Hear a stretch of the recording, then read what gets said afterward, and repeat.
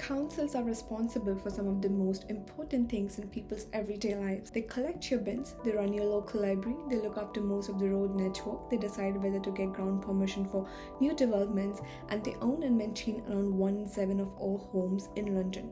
Authorities across the country have been coming into strain for several years, but now many are reaching breaking point. Why?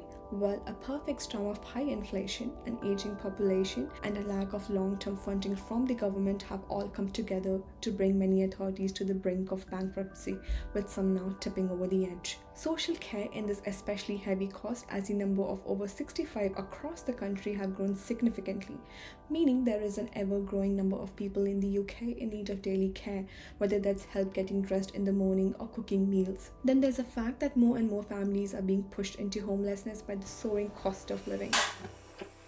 Here in London, which is some of the country's highest rent, an increasing number of people are failing to make enough to pay the rent and are coming to their local council in need of emergency housing. But with such high demands, authorities are having to resort to putting families in bed and breakfast accommodations or hostels, often at relatively high costs. According to councils, it's not just that they aren't receiving enough funding from the government, though they are given in London and they are funded in the tune of £400 million.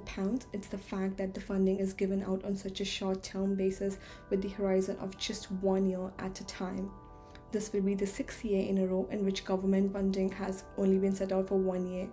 Councils say that the short-termism is making the situation worse, as they can't plan effectively for the future without knowing how much cash the council will be receiving in future years. Here in London in general, it's the boroughs in outer London who are facing a particularly tough outlook, as they're estimated amongst the lowest funded per capita in the country, with growing populations who are becoming more and more deprived. One of the clearest examples of the moment is the Havering Council in northeast London, which is facing a £32.5 million budget gap this year, rising to £81.9 million over the next 4 years. Boroughs are under the legal duty to balance their budgets, so Havering has said that as well as requiring a £54 million government loan, it is now considering plans to dim streetlights, stop funding Christmas decorations, and review its bin collections.